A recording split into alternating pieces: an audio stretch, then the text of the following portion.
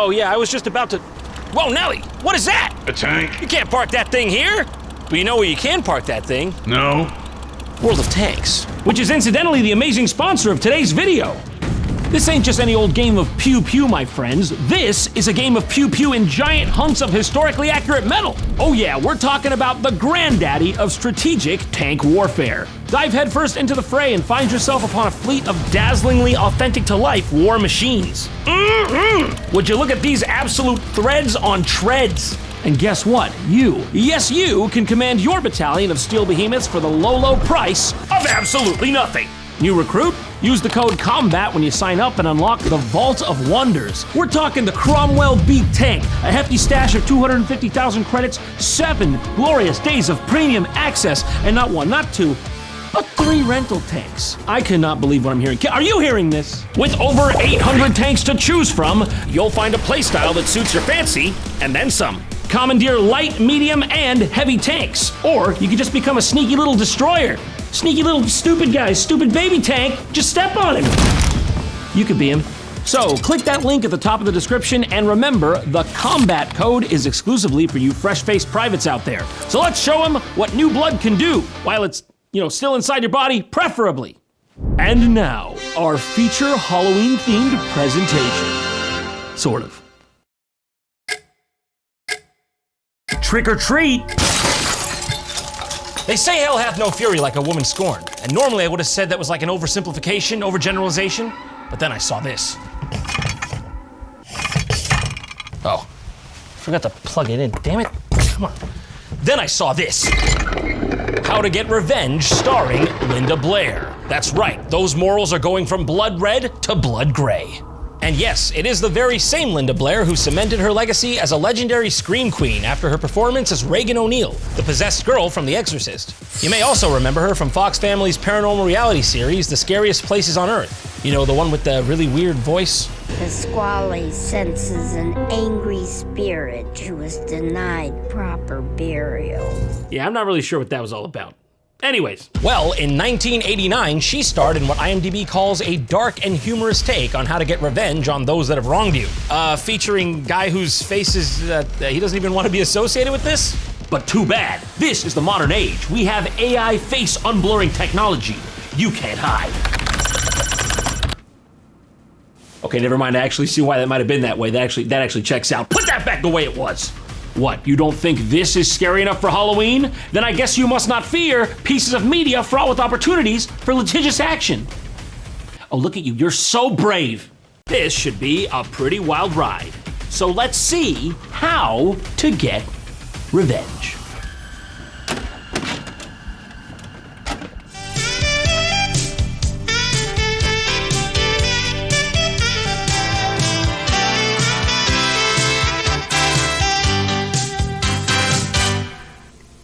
I was just reading a few pages from a fascinating book. It is literally filled with countless pieces of wisdom. One in particular deserves quoting. It reads, "Vengeance is mine." Now that's a powerful quote. And from what book am I reading? The Bible. Oh, hey, are we playing Use the Bible to justify what I want to do right now? I freaking love this game. Leviticus 27:4. The price of a woman between 20 and 60 years of age shall be 30 shekels. Oh, come on, I don't buy that. There's got to be some depreciation along the way. Now let me ask you a personal question. Has someone ever made you so angry, so upset, that you considered some form of retribution? Some form of revenge? Me? Oh, come on, that's not in my constitution. Okay, fine, you caught me, but you would have done the same in my shoes.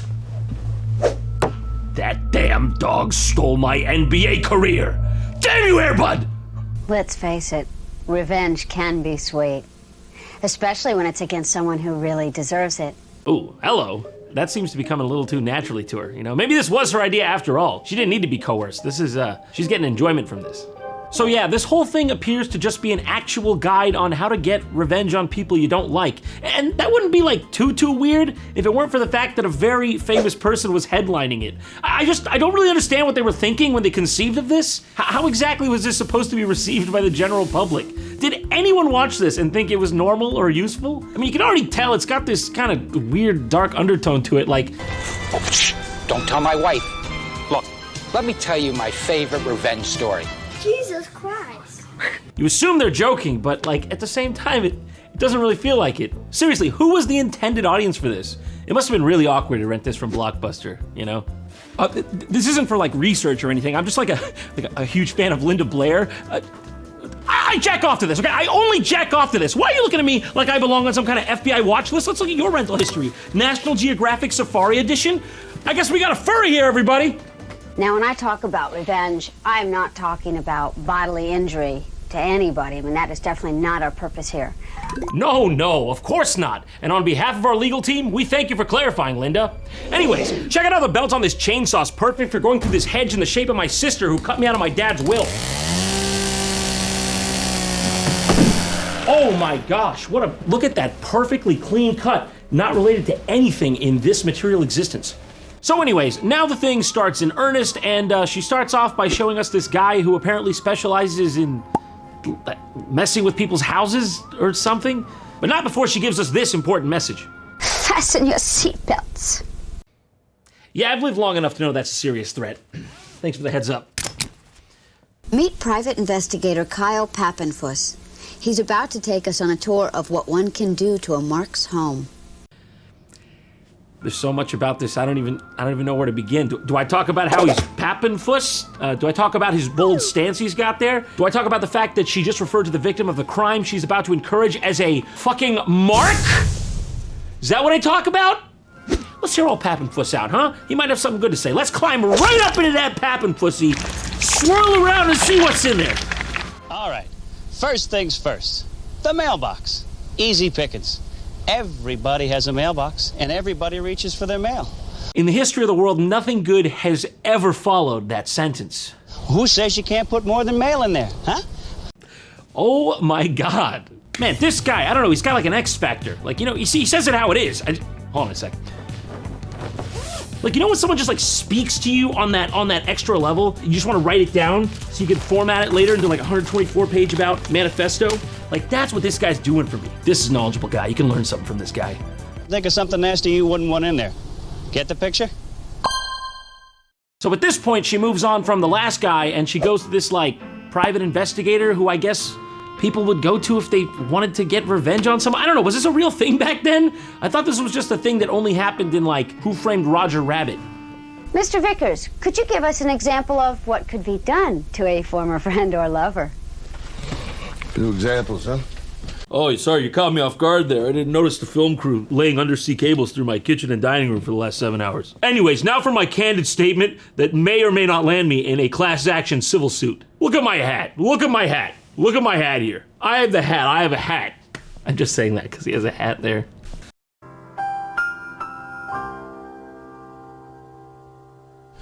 Okay, let's talk about friends.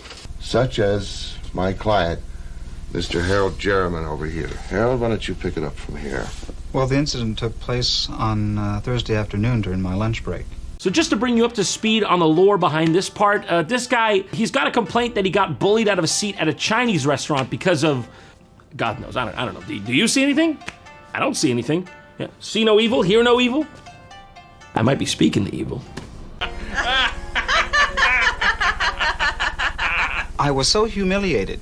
This kind of thing happened to me many times in the past, and I wanted to get even with that man. I looked upon him as being all the people who have hurt me rolled into one, and that's when I contacted Mr. Vickers.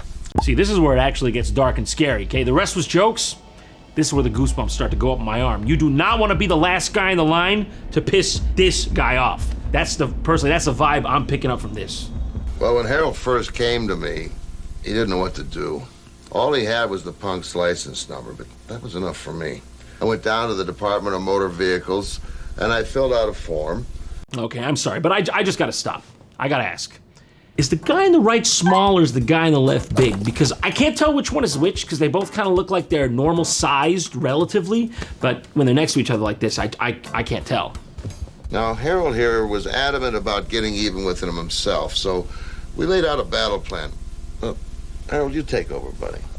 With pleasure. I planted a toy handgun under the truck's seat. Then I went to a telephone and phoned the police and stated anonymously that I had seen where the robber lived. To make a long story short, the police arrived just as the man was getting into his truck.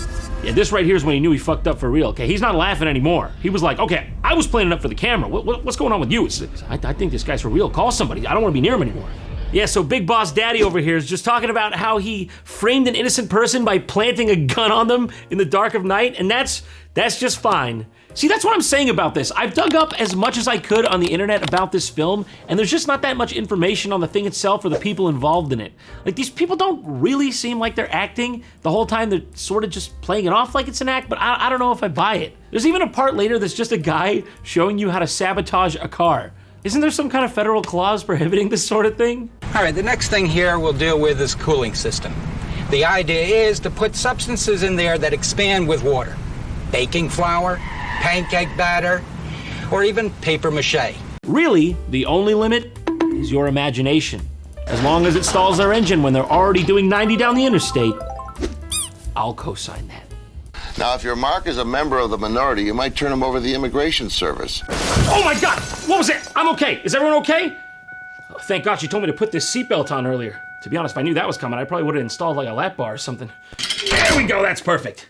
I'll be needing this to get through the rest of the video at this rate. Jesus Christ, he's telling people to falsely report people to the immigration services? How was this made? Seriously, how was this ever acceptable? That this could not have flown back then, even then, right? This is going to cause him hours and hours of endless paperwork trying to prove he's a citizen of this country. And better yet, they might just deport him. And that'll teach you to think twice about stealing my parking spot at Trader Joe's again, huh, you wily bastard? So if this wasn't already weird enough, at this point she brings on an actual detective from the police force. If you recall from earlier, that one guy had his face completely blurred as well, so it lends credence to the fact that these are real people who had stature in their respective institutions and didn't want their identities released. And to give us a few examples is Detective J.M. I'd like to play a little game with you, if that's all right. I'll give you a situation. Did I say that's all right? If I recall, I just stared at you menacingly. Do I look like I have time to play backgammon, sweetie? I am a working professional. Okay, one quick game of Elephant on the Elephant, but then we get back to business. Oh, the butterflies tickle my face all the way up and down. And then I'd like you to respond with a method of male revenge that you would recommend. Okay, shoot. Let's say the mark is a family man. No, I mean like shoot him, literally. Just use a gun. What are you mailing him something for? What is it, his birthday? Just off him. Use a pistol like this. Like that, just like this. Like that. Right here, like this. Let's say the mark is a family man. You know, a wife, 2 kids, a dog. What can you do to disrupt the entire family as opposed to just the mark?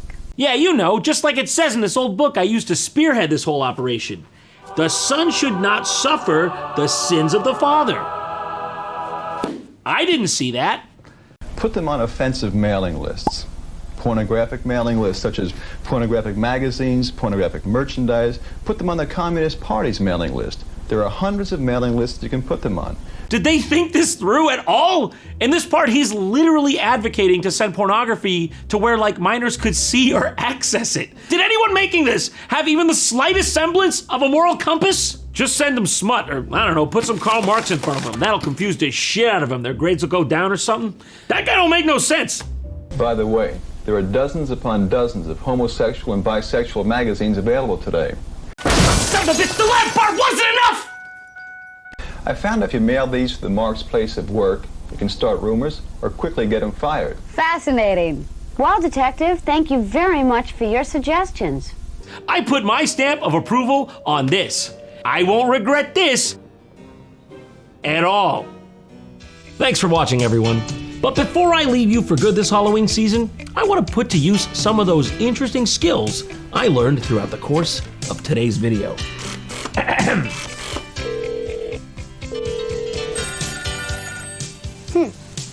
Excuse me. Hello? Is your refrigerator running? Yes. It's not a joke. I planted a bomb in your bathtub. Oh my gosh. Oh, well, thank you for calling. No problem. Ladies and gentlemen, I'm sorry. I have to go. I hope you had fun. Bye. I'm just kidding. I wouldn't do that. Plus, you said not to use violence in your thing, so I don't know why you think I'd do that. Hello? doing the show now? Am I the host? Hi, Mom. I know this probably isn't like what you expected from me. I know you wanted me to go to like medical school, but I don't know. I just feel like the doctor industry, it's not up and coming anymore the same way the straight to VHS industry is. No, it's not a phase. Stop calling it that.